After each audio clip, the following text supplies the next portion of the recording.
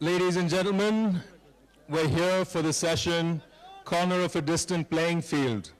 But before we go any further with it, may we take this chance to congratulate the legendary Sharmila Tagore and the legendary Rahul Dravid on their award, being awarded a Padma Bhushan.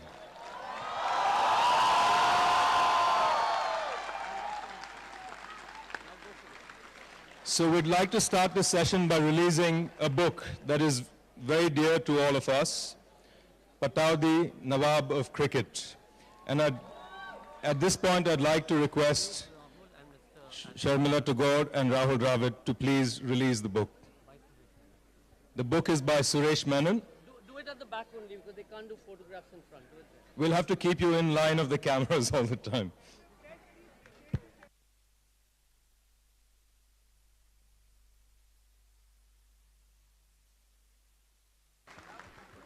Suresh ji, congratulations on the launch of your book, and thank you both very much for releasing it.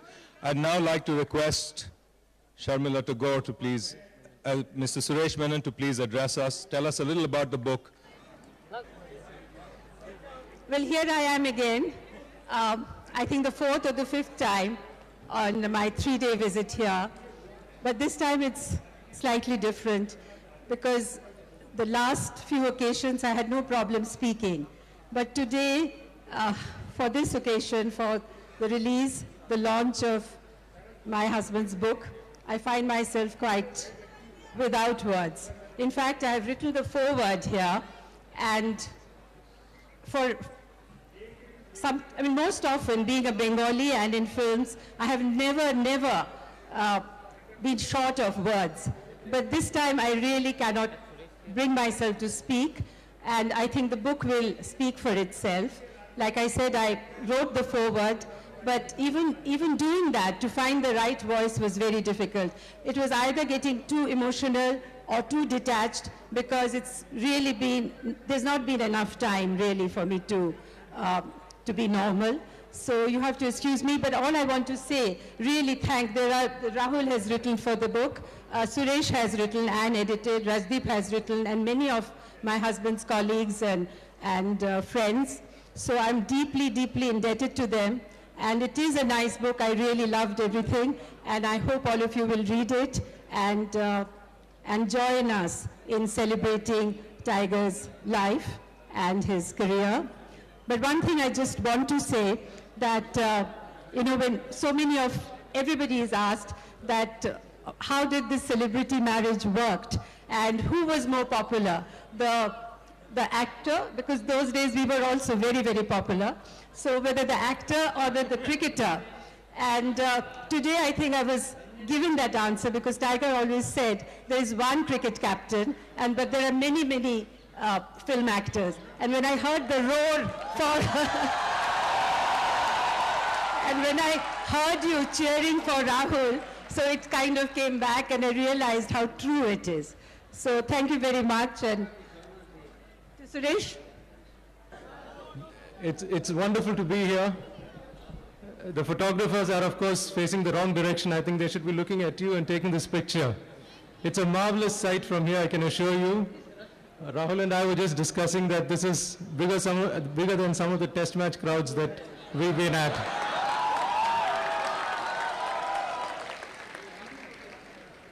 And I think that is significant. It's appropriate, because we're here to talk briefly about one of the great icons of cricket, and not just of cricket. He was an icon who represented a period in our lives. The 1960s, yes, over to you. The 1960s is not just a decade, but it was a changeover period. And nobody symbolized this better than Tiger. Tiger was young. He was the youngest India captain, of course. He was charming, he was attractive, and he was a world-class player. I will give you just 2 instances of people who have spoken to me about Tiger, who have played with him, who have watched him play. One was Trevor Bailey, who was known as the best man never to have captained England. And he told me that if Tiger didn't have his handicap, he was in the Bradman class. The other gentleman was Colin Bland, who's still considered one of the greatest outfielders the game has ever seen. And Colin Bland, we were in South Africa during India's first tour there, and Colin Bland said that Tiger never got his clothes dirty. He was such a magnificent fielder, and his anticipation was so good that he didn't have to spend a lot of money on laundry, unlike some of today's cricketers. So he was not only a great batsman, he was a great fielder, and of course he was a great captain. There are some essays in this book written by people very close to him. There's a lovely line that M.J. Akbar, the writer and editor, has written. He said, "Did Tiger know how much he meant to us?" And watching this crowd today, I think the question has answered itself. There are essays by people who played with him, there are essays by people who knew him, and there are essays by people who are related to him. I'm talking about his daughters, Soha and Sahil. And of course, Sharmila ji has written the foreword, which alone is worth the price of the book, I think. So I can only urge you to look at this book, to take a look at the cover, which I think is one of the most magnificent covers. I'm not terribly fond of talking about myself and my work, but I think I can sleep in peace knowing that this is the product of some hard work. Thank you very much for being here. I hand you over to Rajdeep, who will now conduct the rest of the session. Well, I think at this point it really is over to Rajdeep. I think we're just miking up Suresh right now. Well, how does one introduce someone who's normally introducing everybody? Everyone knows Rajdeep. He's been the editor-in-chief of IBN Network. 23 years of journalism across print, television. He's done national, international stories. He's another winner of a great award, the Padma Shri for Journalism in 2008. People will also remember him being awarded for his excellent coverage of the 2002 Gujarat riots and the Ramnath Goenka Award for Excellence in 2007. Rajdeep, all yours. Thank you. Thank you. First of all, it's my first time at Jaipur, so it's wonderful to be here in front of such a wonderful literary festival audience. So I can see what Rahul Dravid and Rajasthan Royals can do. The power of bringing in people. We're going to do this as a bit of a television session, so forgive me if I make a bit of a formal introduction, but once that formal introduction is done, we'll try and keep it as informal as we possibly can. So just remember there's one small formal introduction that's going to be done. Ladies and gentlemen, viewers, welcome to the Jaipur Literary Festival, to a very special show that we have for you today. We're doing the best possible partnership that anyone can do in India. We are marrying cricket and books. So it's a rare partnership, and the occasion is the release of a very special book called The Nawab of Cricket. But we have special guests to talk about various aspects of the game. We are the superpower of cricket, but why isn't there enough cricket writing in this country?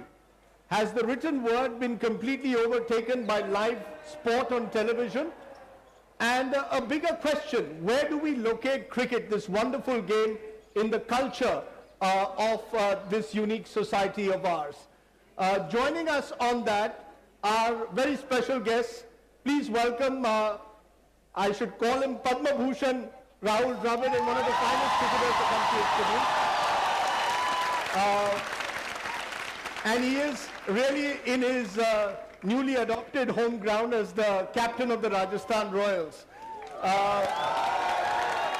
Also with us is Professor Ian Buruma, one of the world's leading public intellectuals who's written on culture and society in Asia for several years now. Welcome, sir. And Suresh Menon, one of the country's finest cricket writers, who's brought together this anthology of writing on Nawab of Patodi. Let me start with that broader question, Rahul Dravid. Why is it that while we are the superpower of cricket when it comes to resources, talent, the game itself, is it true that very few cricketers actually read anymore? That there is very little writing and very few cricketers, modern cricketers, actually even bother to read. Is that true? Because you seem to be one of the exceptions who actually reads books. Well, I think, Rajdeep, how many Indians read anymore? I mean, you know, cricket's just in a lot of ways a microcosm of society in itself, you know. So the larger question is, do a lot of Indians read anymore? Do a lot of Indians read? It's a wrong audience to ask this question. The point to ask, okay. No, the point I'm trying to make is that I think you know, we don't read as much as we probably used to. I think because of television and because of radio and because of a lot of that. I think there's a need for it. I think there's also, I think if you put out the right product, then people will read. You know, like a book like this. Put out quality products, then people do read. But yes, I think overall I'd say that there are not a lot of cricketers who read a lot. Okay, so you're accepting that a lot of cricketers don't read a lot. The reason I'm asking you this is do Indians not have a sense of history when it comes to cricket sport in general? That it's all about here and now, it's not about the past. Somebody once told me, it could be a wrong story, that MS Dhoni was told about Farooq Engineer, and he had never heard of engineer. He thought, you know, he was some engineer. He wasn't a cricketer. Is that true, that cricketers have less and less time for the history of the sport? Again, I go back to, I think as people we have less and less time for history. I mean, how many books are written on, and Mrs. Tagore, how many books are written on films today? Real books, not just photographs and pictures of film stars, but real quality books on films and film actors. You know, the history of films, we don't see that as well. Look at our museums. You know, what is the quality of our museums today? As a nation, are we passionate about the history of history of our country and about so many things? So it's similar with cricket, I guess, as well, in a lot of ways. That you know, I don't think there's that much of a value for maybe the history of the game. It is a lot about here and now, but that's true of across the board. Is that true, Professor Buruma, that you believe societies, Asian societies in particular, or India certainly in particular, increasingly has less and less time for history? Rahul makes the point, we have fewer museums perhaps, we perhaps read less about the past, whether it's films, whether it's sport. Is there a vacuum in this country when it comes to reading about the past, in sport particularly, because there's so much of live sport on television that it's all here and now? Why should I at all look back at the past? Well, first of all, let me thank you for inviting me. I feel like an imposter on this stage, as though I've strayed onto a stage with the Rolling Stones. But I've given some thought to this. I do agree with Mr. Dravid. I think this is a worldwide phenomenon. People everywhere are less interested in history. I once wrote a novel about Ranjit Singhji, so I'd like you all to buy that, and then you'll get to know something about Indian cricket history. So I don't think it's a specifically Indian phenomenon. I think it's true of, they've abolished history in a lot of curriculums worldwide in education, and it's been replaced by other things. But the historical sense, I think, is missing in the United States, where I live, but it's a general problem. You know, because Suresh, this book, the Nawab of Pataudi, looks essentially at the era of the 60s. Tiger Pataudi was to the 60s what Rahul Dravid is perhaps to today's generation. And it was an important generation because that was when India sort of emerged, in a sense, from princely India into Republican India. In fact, someone called Tiger Pataudi a Republican prince. But do you believe there's very little written about that entire significant period in our cricketing history? And in that sense, it's important to look at the past to recognize today's present. I mean, Rahul Dravid is a torchbearer of a legacy that began in the 50s and 60s. Absolutely. It's very important to be able to understand a Rahul Dravid in his context. My theory is that there are two kinds of great cricketers, and Rahul Dravid is one kind, and it is the Rahul Dravid kind that actually inspires people to take to cricket. And I'll tell you why. I mean, I'm talking about Vijay Hazare, Sunil Gavaskar, Rahul Dravid. that strain, and it's important to recognize that, because what happens is you see Rahul Dravid as somebody who's got this enormous talent, but it's not just talent, he's got an enormous mind and a great heart, and these are important elements in the making of a great cricketer. And it is people like Gavaskar and Dravid who make for followers. The sort of counter example I can give to this is Gary Sobers. What Gary Sobers does is put people off cricket for life, because you look at Gary Sobers and say, gosh, I'm never going to be able to play like this. So these are the two great strains of great cricketers, but to understand this, we need to have a historical context. There is another historical parallel in a sense, and Rahul is an important element of that. In the 50s, 60s, a lot of cricketers came from the big cities.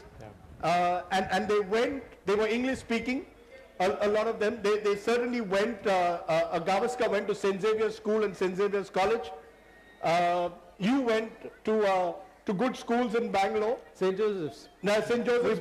We both went to the same college. Okay, you guys can establish that. You guys can take St. Joseph's, we'll take St. Xavier's. But today increasingly cricketers come from smaller towns. That's where the passion for the sport really seems to be. Do you see that transition, Rahul? That it's going to be more difficult to get the big city English-speaking individuals playing cricket at the highest level, and sport, and particularly cricket, is the great Indian dream outside the big cities now. It is. I think, Rajdeep, you can look at the current Indian side, and you see Mahendra Singh Dhoni from a place like Ranchi. You look at Zahir Khan, though he plays for Mumbai now, he actually comes from Maharashtra, from sort of the heartland of Maharashtra. Harbhajan Singh, and you look at all the young cricketers sort of coming through today. A lot of them are coming in from the sort of smaller towns and cities, and I think that's also because the facilities have improved.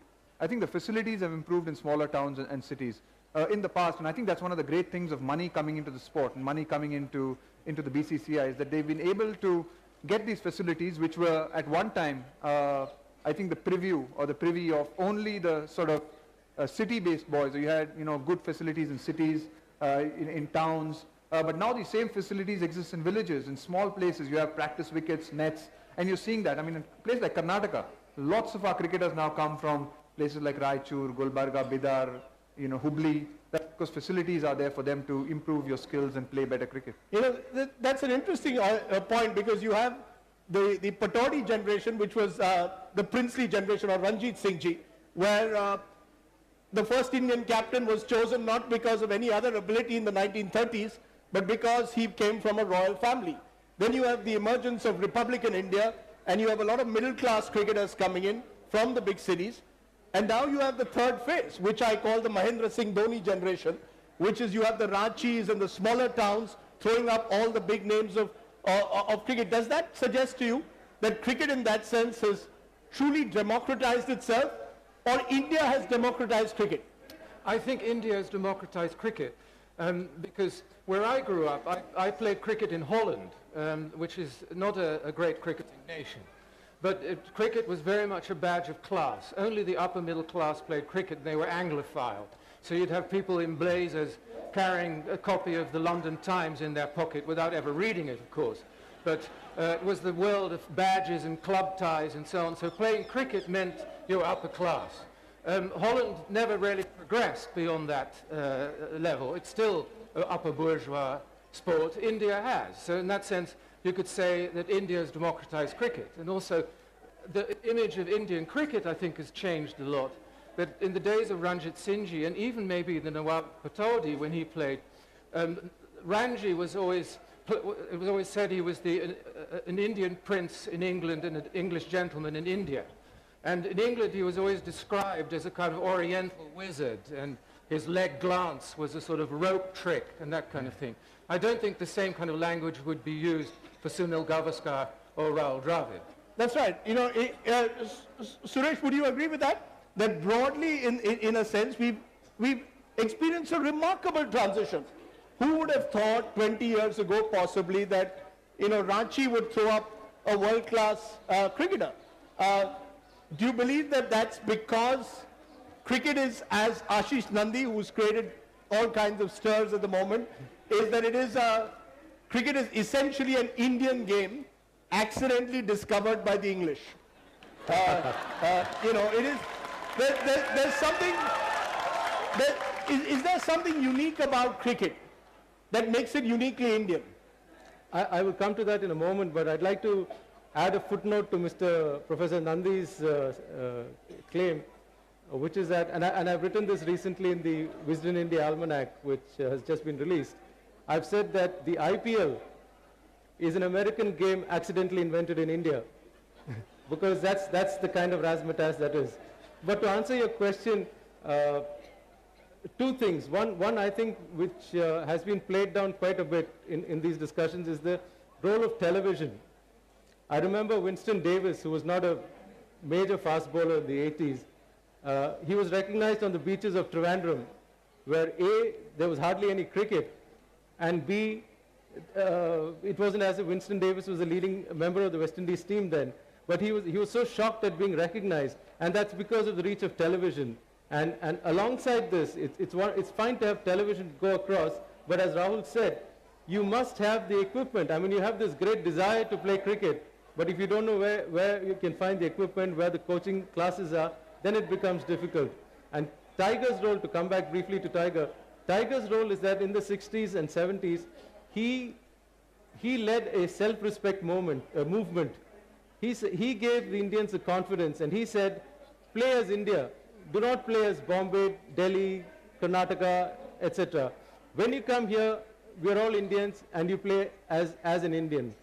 And it's important to recognize this, that this was his possibly a major contribution of his to cricket. And the fruits of such sort of thinking and such sort of long-term planning is what got us Dravid today. Is that over? That there was a period when it was believed that people played as Bombay, as I like to call it, or Mumbai as it is called by the Shiv Sena, or Bangalore or Bangalore, and Kolkata and Delhi. There was a period where regionalism was a strong strain in Indian cricket. Is that over?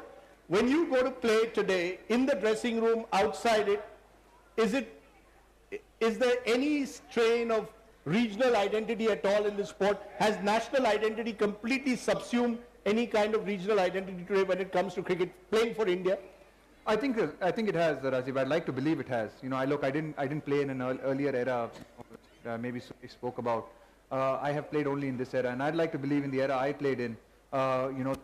Never a lot of this factionalism or the feeling that you are playing for a particular state. Sure, I mean, you grew up with a certain players, and you grew up with people, and you were closer maybe to certain people that you might have grown up with as friends. But you went on the field. I think you represented India. You played for India, and there was never that sort of feeling of playing for a particular state or playing for a particular place. I mean, you look at Ranji Trophy teams today. I mean, you look at the Mumbai team or Bombay, as you like to call it. Even today, there is a Sharma, there's a Nair, there's a Khan. There are so many different people. You had a lot of Maharashtrians, I guess, in the earlier generation playing. You look at Karnataka. There's so many different people and different nationalities or sort of state-based people playing in different teams. So I think it's changed. I think even state teams in that sense have changed from being purely Karnataka, Kannadigas playing in Karnataka or Maharashtrians playing for Mumbai. Even that has changed. But is there the small town, big city divide? That the boy from the small town, even if he's playing, let's say, for a Rajasthan Royals, not necessarily for India, does he come completely in awe for Rahul Dravid? And does it take time for someone like that to settle down in a big team? Is there still that divide? Is there a class divide in any way between the boy who comes from the smaller town to play for India or play for a big IPL team? And does that take time, or do you believe even that barrier is completely being broken now? I think that barrier has been completely broken as well, because this young boy, maybe it might happen at an under-16 level, but by the time he's come to playing for India or he's playing any form of representative cricket, he would have gone through the process, and he would have interacted with so many players from the city and been to the city so many times to play matches, that I think that's changing completely. I don't think there's ever that feeling. And look at the smaller towns and cities today. If you're in Jaipur, or if you're in Indore, or if you're in Ranchi, you could be in Bombay and you have the same facilities, you have the same malls, you have the same access to entertainment that you have in any big city today. Professor Buruma, is money then the new glue? Is money basically, or commerce, the glue that binds everyone together? That's the big dream. Cricket uniquely is aspirational. You can, you can rise through cricket. It's a great symbol of our upward mobility. But do you believe, therefore, Suresh is calling it IPL the Americanization in a sense of Indian sport? Do you believe that's good in a way? That's the future? That you've got to Americanize sport by making commerce the engine that brings people together? Well, if it's good or bad is probably irrelevant. It's there. The current performances of the Indian team in Test cricket suggest that it's not entirely good if you feel that Test cricket is something that needs to be preserved, which I do. I think that's the heart of the game. And playing too much one-day cricket is probably not very good at preparing a team to play Test cricket. On the question you just asked about regionalism, it seems to me, but I think Mr. Dravid is in a better position to answer that than me. If you're facing Brett Lee, it doesn't matter very much whether you're from Bombay or the smallest town in Karnataka. You'd be terrified, I imagine. But at the end of the day, let's be honest. We're here in a city where of the Rajasthan Royals, and the IPL, for all the bashers, has in a sense broken other barriers as well. You today will play with international players who otherwise you would have opposed, and the world has become a much smaller place. So, in a sense, the IPL, with India as the new superpower of cricket, has also changed the rules of the game, hasn't it? I mean, are you an IPL skeptic as the traditional Test cricket batsman, or are you someone who's now gradually believed that this is part of the game and you've got to live with the IPL and actually enjoy it? I mean, I've never been an IPL skeptic right from the beginning and from the first season. There are challenges that the IPL throws up from time to time, and maybe it's not the forum to discuss it, but challenges of scheduling, challenges of, the primacy of Test cricket and things like that, and that's one of the challenges. But otherwise, I think the positives of the IPL, have been fantastic as well. Like you said, just the opportunity to share a dressing room with some of the greatest players in the world, people that you might have played against. I can surely say that over the last 5 years, relationships between teams and between players have never been better than today. Because just the fact that you get to know someone. I mean, for example, I spent 3 years when I was playing at RCB to play with someone like a Jacques Kallis. I mean, I played against Jacques for about a decade and I hardly ever spoke to him. He's not the most talkative person, and we hardly exchange a hello or a hi. And I always sort of tended to think of him as very standoffish. But spending 3 years with him, you realize that he's just a shy, quiet, sort of introverted individual, and you get to know him well. And I think these sort of things, I mean, we go on tours today, and you'd see a lot of the teams, sort of players from each team, get along exceptionally well with each other, go out for meals with each other. For example, if it's Brendan McCullum, you bump into Gautam Gambhir, and they might go out together for a meal. So things like that, and I'm seeing a lot more of that, and I think that's definitely dissipated a lot of tension in international cricket. One of the changes, Patodi was perhaps a celebrity in an age where there was no page 3. There was no 24/7 TV. I mean, I write in the book that he was a star before it required a cricketer to walk a ramp. Nawab Patodi didn't need to walk a ramp to be a star. How much do you believe that this celebrity cult, which has come with modern sport, is in some way diluting the sporting aspect of it? That, do you like the idea of Rahul Dravid on page 3? You might, but I don't know. You don't want. Do you like the idea? Are you comfortable with the idea that sportsmen have become page 3 celebrities? I have absolutely no problem with that. I think it's a good thing, because what happens is that it will reflect in some way in the support for the game. Take the Jaipur Literary Festival, for example. There are writers here, but there are also movie stars, and the movie stars sell out the stadiums. But ultimately what happens is a lot of these people actually go and buy books. So that's the analogy really. I mean, if Rahul Dravid is on page 3, there might be an interest in coming and watching him, not so much in a test match, which is fair enough, but in a Ranji Trophy match, in a league match, and I think that's important for the game. Well, let me ask that to Rahul. We should ask that to the sports person. No, don't let him. Don't ask him that. Are you comfortable with the idea of the celebrity culture that is built around sport today? Does that mean that there is virtually no space for you to have a private life anymore? I know you're now retired, but even so, as you can see, even in post-retirement, you're a huge celebrity. So does that trouble you in any way? Well, I mean, I can't honestly say I enjoy it all the time, but I recognize that there are advantages and benefits of it. And if I wanted to play sport and cricket at the highest level, which I wanted to, then it's part of life, and you have to learn to deal with it and learn to deal with whatever comes with it. I mean, the flip side of it, the positive of it, as Suresh said, that it does make the game a lot more popular, a lot more people want to play the game. So that is, a fantastic side of the game. One flip thing about it, they say though, is that because of the media and so much of television and this constant need for creating stars and superstars and celebrities instantly, is that you can become a celebrity and a superstar very quickly in today's day and age. Whereas in the past, if you wanted to be a recognized cricketer, or if you wanted to be a superstar cricketer, you had to do what Gavaskar did. You had to do what Kapil Dev did. You had to play a lot of cricket. But today, if you have 1 or 2 good performances, 3 or 4 good performances, you're on all the television channels, you're being interviewed, you're all on the papers. And I think that brings in itself its own challenges for the cricketers itself, for the young cricketers itself. I mean, in terms of their own aspirations and what they want to achieve. And I think that is one of the challenges that young cricketers have to be wary of and careful of, that they don't get caught up in this thing of start believing they're great and they're celebrities without a body of work behind them. I have Srishant somewhere in the audience, so we should perhaps we should ask Srishant of the difficulties at times that can come. It's not his fault. It's the media which goes after and looks for instant celebrityhood at times and doesn't stand by the cricketer in more difficult times. But Professor Buruma, this celebrity cult which has emerged, is that one of the reasons, along with live sport, that in a sense reduces the seriousness of let's say cricket writing at times to trivia?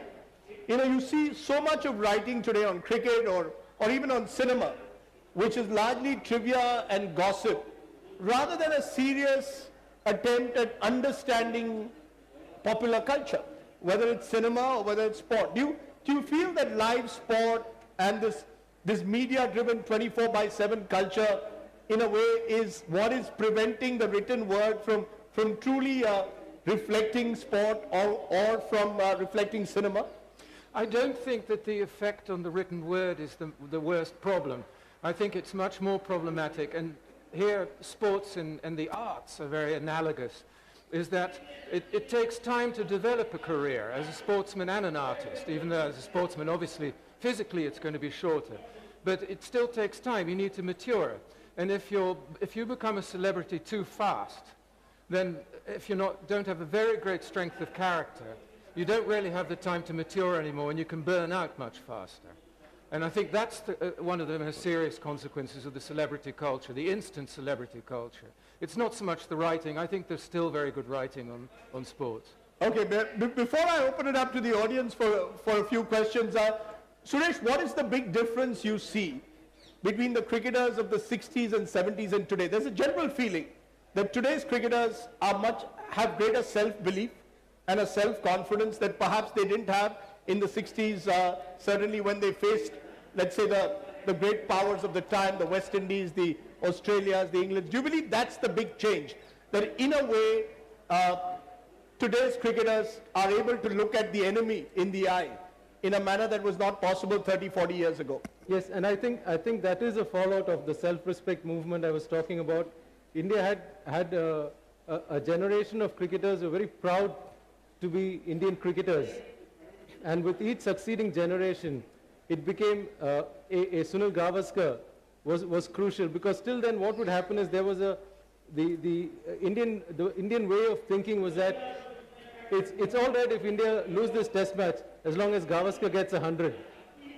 That is no longer the case. Rahul made 300s in England on the last tour, which we lost, and nobody was saying it's all right if India lost to England as long as Rahul Dravid got 300s. The fact is, it was seen as a defeat in totality. And I think that's an important change, because you've been able to separate the individual and immerse it in the team effort. Has that really changed? Are we still obsessed with individuals? We're still obsessed with Tendulkar's 100s. We're not, whether India wins or loses seems to matter less at times. than individual achievements? Has that now changed dramatically? Do cricketers themselves look at it as a team sport and not as an individual game anymore? Honest answer. No, an honest answer. I think you can just look at the reaction that we've had. We've lost, the series 8-0. We lost the series 8-0. And there was a huge backlash, and rightly so, in the media of the performance of the team. And that came a year after India had just won a World Cup. Now you'd be forgiven to believe that, the cricketers would have been given some leeway after just having won a World Cup after, 27, 28 years. But that was not the case. India today expects its cricketers to perform, to do well at the foreign stage. No more is the Indian public or the fans of this game or the supporters of this game happy with us going on tour and coming away with an honourable draw or saving a series. And that would be the case. When I first went on an international tour in sort of the mid-90s and we went abroad, if we got away with a drawn series or we drew a test match, it was considered a great achievement, and you could see reports and you could see. That's not the case anymore. And the expectations have changed, and expectations have changed from the players itself.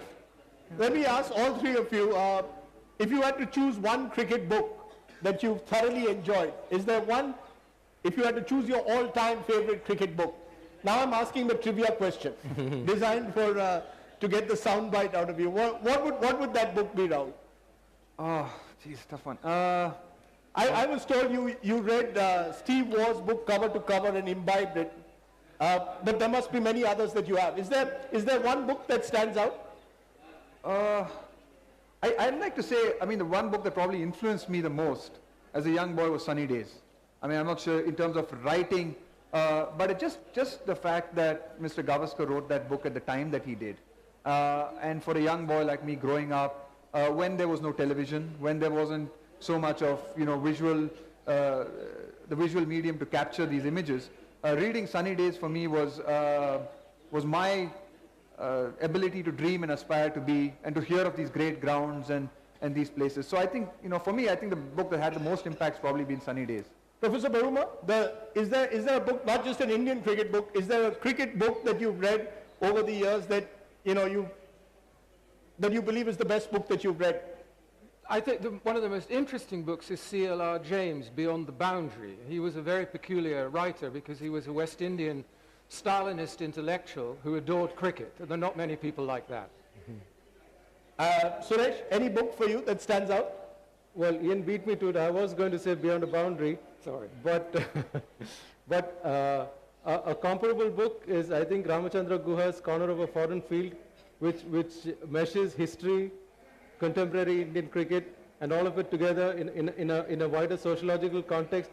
I think that's a magnificent book, and I think that deserves to be up there with Beyond the Boundary. Okay, I must let in on a little secret. Rahul apparently is writing his biography, so the next time he comes to the Jaipur Literary Festival,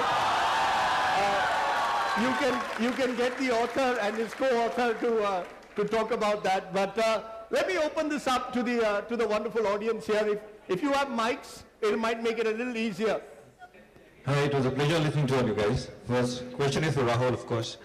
Let me take you back to the dressing room. In India, you're in a room, 5 gods locked together, and you all know that you're better than the rest. How do you handle the egos first? And second, the bigger question to you is, asking Sachin Tendulkar to walk out of the field, not out at 180s, how did you take the decision and what went through your mind?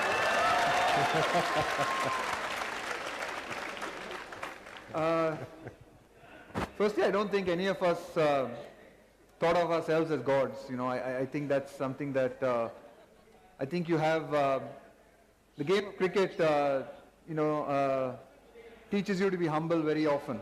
You fail more than you succeed in cricket, and I think it knocks you back on your feet very quickly. In terms of egos, I think I was lucky. I think I was lucky that I played in an era, or at least I like to believe that I played in an era in which everyone had a common goal to try and make Indian cricket a lot better. We went through some difficult periods towards the end of the 90s and 2000 with various issues. And I think there was a common belief, even if it was not said or openly spoken about, that we wanted to take things forward and we wanted to improve our performances abroad. I mean, that we definitely did speak about, that performing abroad was, and doing well abroad was a benchmark that we wanted to, aspire towards. So I really don't think that too many egos came into the play. Sure, in a dressing room, in an environment, sometimes it can happen that people agree and they don't, always don't agree with each other. But I don't ever think that huge amount of egos in the Indian dressing room that needed managing or maintaining, so to speak. And a good example of that was, the declaration.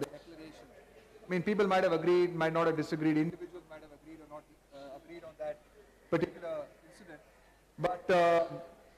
But in the end, we were able to talk about it and thrash it through and recognize that what needs to be done is to go on and win that test match. Okay, good. Okay, let's get, yes ma'am, you've been raising your hand right through, but you've got to take a mic. So first of all, congratulations for being awarded with Padma Bhushan. Thank As you. a Rahul Dravidian, I feel really proud of you. Proud of your achievements. And Thank you so so much. we are talking about What is a Rahul Dravidian? So sir, a religion. It's what? A religion. No, it's south of the Vindhyas and No, whatever. Dravid fans classify themselves as Okay. Rahul Dravidians. Okay, We are talking about democratization of cricket. We are talking about democratization of cricket. Sorry. Yeah, Mike's giving some. So we are talking about democratization of cricket, but if we cast a glance at women's cricket, it's still marginalized. So to what extent do we, justify this remark that cricket has been democratized? Well, I think they're taking small steps forward. I mean, I do agree with you that women's cricket has still a long way to go. But it is improving. I mean, the women's cricket is now under the ICC banner. The BCCI, I know, for example, has all the state teams have women's cricket teams. It's improving. It's improving slowly. I mean, I know I've been a little bit involved with cricket in Karnataka, and just the effort to try and revive women's cricket or get more girls and to play cricket is constantly on. It's a challenge. It's not easy. But it's going to take time. I think the process is on, and it needs to be quicker. But slowly and surely, I mean, events like the World Cup, and I hope you're going to go and watch the World Cup, the Women's World Cup. So, I think the more and more women actually go out and watch, and men actually go out and watch women play, the better it will be, because in the end, you've got to have an audience for it. But it's improving slowly. Since we are talking about the Women's World Cup, let me try and get a news point out of all these three. The Pakistani Women's World Cup team almost didn't come to India. Mumbai didn't allow it to come to India. The matches have been shifted to Qatar. You played a lot of cricket against Pakistan. You actually led an Indian team to victory in Pakistan. You were the first captain to do so. Do you believe that India and Pakistan should play more of cricket with each other, irrespective of what happens in politics? Whatever happens in politics is for the politicians and the diplomats to sort out. Cricketers must continue to play with each other irrespective of what happens. Do you believe that? Or do you believe that politics and cricket, whether you like it or not, will always mix? Do you support the idea of continuous India and Pakistan cricket? Look, Rajdeep, I'd love to say, I support the idea of continuous India and Pakistan cricket. I'd love to say that, but I know that's not a reality. I know that politics and cricket do mix. I mean, whether you like it or not, that is the way it is. And that's not the way it is here, but that's the way it's been across the world. That's the way it's been in sport, and we have to accept that. There are also other issues of things like security and stuff, in which I'm probably not the best person to comment on. What does your heart tell you? Does your heart tell you that the Pakistani women's cricket team should be allowed in Mumbai or not? Yeah, my heart obviously says that they should be. I mean, my heart says we should play Pakistan more and more. It's some of the best cricket I've played. It's some of the best series that I've played. We should play them as often as we can. But the reality is that it sometimes will not happen because of the situation that we are. And I'm willing to accept that. I'm willing to recognize that that is the reality of the times that we live in. Professor Buruma, I'm hoping that Rahul Dravid follows his heart, but do you believe that India, Pakistan cricket or any sport should be held hostage to politics? In the case of India and Pakistan, absolutely they should play as often as possible. But the argument that politics and sport should never mix is also disingenuously used. In the case of South Africa, the boycott of sports in South Africa was one of the very few instances where boycott actually worked. It was justified, and the people at MCC who argued for playing cricket with South Africa, even in a fully white South African team, I think were wrong in that case. But in the case of India and Pakistan, I see absolutely no reason why they shouldn't play. Okay, so let me take it to this boy. Yes, Rahul sir, sorry. I remember your retirement speech and you had said that sort of ours was the relationship similar to that of a man and wife. Did I? You did. I remember that. No, you actually did, and you actually drew a nice analogy saying that we had our differences, but at the end of it, we were able to do whatever we wanted to, in order to taking the team forward. My question to you is that, and only an honest answer will actually honor this question. In retrospect, do you think that things between you and Dada could have been much better? Because, I mean, there was this entire phase when we used to feel really bad about both Dada, you, and the entire cricket team actually, that how this entire thing had fallen apart between the two of you. Or was it just a fabrication?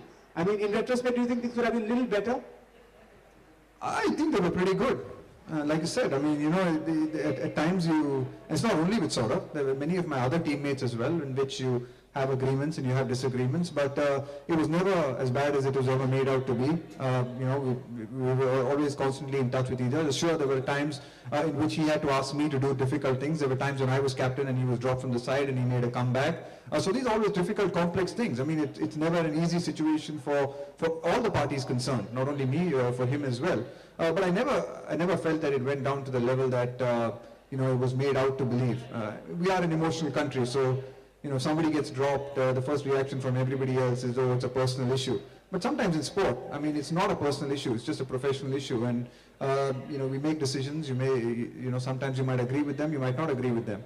But overall, I think, you know, we still have a pretty good relationship, and we always had that sort of relationship. You know, as I can see, a lot of the questions again get drawn to the individual, which is part of the problem with the way we look at the sport. But yes, ma'am, you've been waiting. Thank you, Rajdeep. My question is to you and Suresh. I have two critical and controversial questions to you. Rahul, I can ask later. I am from Jaipur. He is from Jaipur. You have done a he's from Jaipur? Rajasthan Royals captain. Yeah, our captain. Okay. Okay. Rajdeep, you had done a story on BCCI president. Also, he doesn't admit, but CSK owner. You said that after a long research, you found out that he is having a lot of personal conflict, for which he ousted Lalit Modi. He is doing the same thing. Now, the second question, a very controversial question and a very critical question to you also, Suresh, that in all these states of India, except Rahul's Karnataka, after a politician swears in, the first power he wants to grab is the association's post. Why is so? Does the politician need the association to distribute IPL passes? Or to manipulate, to misbehave, and to push back the cricket and the cricketer, because whom the power he wants to own? You know, and thank you so much for taking my question. Fortunately, I'm here only to ask questions, not to answer them. So I'll put it straight. So I'm going to put that. You know, it's a great role to be in life. Rajdeep, you had left that story of CSK. I understand it is critical, but you just opened the story on IBN 7, but you never completed it. No, that's unfair. No, that's not unfair. That's not unfair. If there are Dravidians, there are Modians also, and I'm one of them. Oh, you mean Modi is not Narendra Modi, Lalit Modi, right? That's fine. Narendra Modi also. No, Narendra Modi also. Why not? Hold on. No, ma'am. You know, it's not.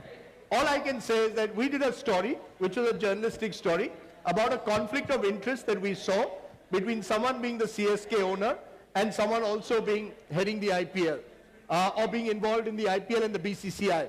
But beyond that, frankly, we can't decide, you know, how the IPL is going to be run, how the BCCI. You know, ma'am, you're coming now to a larger question, which should become a subject of another debate, whether the media has to decide everything in this country. We'll try and see if we can find a stage for you and Rajdeep somewhere else. I'm going to leave. No, I'm going to give it to Suresh. No, I'll take that. I'll take that because it's not just television. The print media has also been talking about it for a long time, right from the start. There is no doubt that there is a clash of interest. Srikanth, when he was the chairman of the selectors, was also a special representative of CSK, and it is there right across the board. Now, the board president's response to this is very interesting, because if you, he's a very interesting person to interview, because if you ask him, he'll just say no. And that's the end of the sentence. His whole sentence is no. So it's very difficult to get him to explain things. But the fact of the matter is that he has, there is an accountability problem here. There is a transparency problem with the cricket board. It's a well-known fact. And it is not, and what you should also know is that it's not a new phenomenon. Boards have been, this has been the tradition of the Indian Cricket Board for centuries, for decades.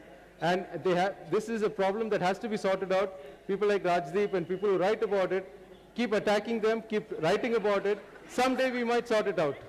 No, ma'am, now, let me just, we've run out of time. We just have time for one last question. Yes, ma'am, the girl here. I'm sorry. My question is both to Dravid and to Sir Sunishman.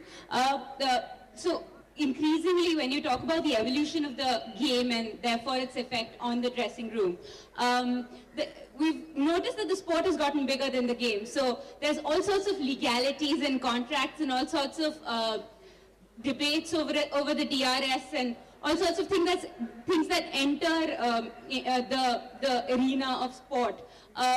So how difficult is it, and I'll phrase this two ways, how difficult is it for a cricketer in the dressing room to kind of keep his mind on the game and on going out there and performing to the best of his ability while he knows there is this, humdrum going around outside? And for the writer, cricket writer, it's not just anymore about knowing about the cricket field placements, it's also knowing about the intricacies of the law now. And how does that change cricket writing? Thank you. It shouldn't change cricket writing, it should inform your cricket writing. You should be aware of this. You know, for example, that there are X number of people in this hall and we're having this discussion. When you write about this discussion, you write about it, if you are a writer, a writer on this particular session, you write about what happened in the session, but also mindful of the fact that there was this large and interesting crowd. So your choice, your writing choice has to be informed by what is happening around you, and cricket cannot exist in a vacuum. A whole lot of things play into it. That's the cricket writer's answer. Let me get Rahul to try and give us another news point. While you played cricket, you were surprisingly, I thought, opposed to DRS. Cricket must be the only game now in the world where there are different rules when you play in different parts of the world. Do you think the time has come that either DRS is uniform across the world or you do away with it completely? Can you have this vague system where in India you don't have DRS, you have DRS if you play in Australia? Do you believe the game needs to get its act together? Well, I think Rajdeep, for it to be uniform all over the world, for DRS to be uniform all over the world, I think the key issue is technology. And technology is expensive. To have the same you can have the same technology for a India versus Australia series that is coming up in a few months' time. But will you have that same technology for Bangladesh versus West Indies in Dhaka? Probably not. So there itself, it creates a differential for you. The Ashes might have a great sort of all 36 cameras, 42 SNICO, hotspot, everything in place. And sure, then it might work well. But what about New Zealand versus Bangladesh, or New Zealand versus Zimbabwe in Auckland? When there's not enough television rights or sort of not enough television rights to play with. So, I think that creates a differential. That's the thing that creates the differential, the fact that you cannot provide the same technology all across the board. And there is, I think it is moving forward. Technology is getting constantly better and better. And if it can get better and better and get cheaper, I'm sure there's going to be a time in the future when, probably things like DRS will be uniform across the board. But even if it's not, I don't think it reduces the game. Accepting the umpire's decision has been something that, we've grown up with. So if it's not there, I think we've got to learn to accept that. Okay, we've run almost completely out of time. I'm going to ask Professor Buruma. back to that big question, I thought Ashish Nandi once set it up when he said, cricket is an Indian game accidentally discovered by the English. As someone from the outside, do you believe there's something uniquely Indian today about cricket? Maybe it's the notion of, the cyclical notion of time and motion. We like to spread things out over 5 days. We like 3-hour films. We don't like 90-minute films. We like, I mean, 2020 is an exception, but do you believe that cricket is uniquely an Indian experience now? Well, I can bring it to a close very quickly by saying no. So you don't see something uniquely Indian about cricket? No, because I think if the British had colonized China, the Chinese probably would have been in great cricketing power. Okay, let me just end by asking Rahul, since you're now playing various roles, post-retirement, you're in a television, you're doing the odd television spot, you're doing some writing work. How much more difficult is that compared to actually playing? Do you now, when you sit miles away and comment and criticize, sometimes feel that I'm being a little unfair? What is more difficult, writing and commenting about cricket or playing the game? Or is that a stupid question? They're two different things, Rajdeep. I mean, the pressure involved with playing a game and getting up in that morning with that, that feeling in the pit of your stomach doesn't exist when I go out to do commentary. But I think as a player, sometimes, you can sit there and look at people commenting or writing about you and say, what's he talking about? And that's rubbish and that's nonsense. And I think having come this side of the fence, or to the dark side, as some of my former teammates tell me, I've gained a new respect for it. It's not as easy as it looks. It's got its own challenges. Thanks, Rahul. It's got its own challenges, and I think it's a skill on its own. I think it's a skill on its own. It's not something just because you've played a lot of cricket you can walk into and say, I can do this well. So it's something that has to be learned, and the more and more you do of media, of writing, of television, like cricket, I think probably, hopefully, the better you'll get at it. So I've enjoyed it. I've enjoyed the little bit of interaction that I've had. I've always been fascinated by it as a player. But I've come in and I've, I think, learned a lot in the last few months. Okay, ladies and gentlemen, on that note, thank you all very much. You've been a wonderful audience, and thank you. Thank you very much. Ladies and gentlemen, thank you once again for this wonderful discussion where we've spoken about cricket beyond the boundary. Thank you all. Thank you, Rajdeep. Thank you. Thank you, Suresh, for your book. Thank you, Ian, for your comments. And thank you, Rahul, for making my job easy. Thank you. Thanks a lot. Please accept some scarves as our gifts.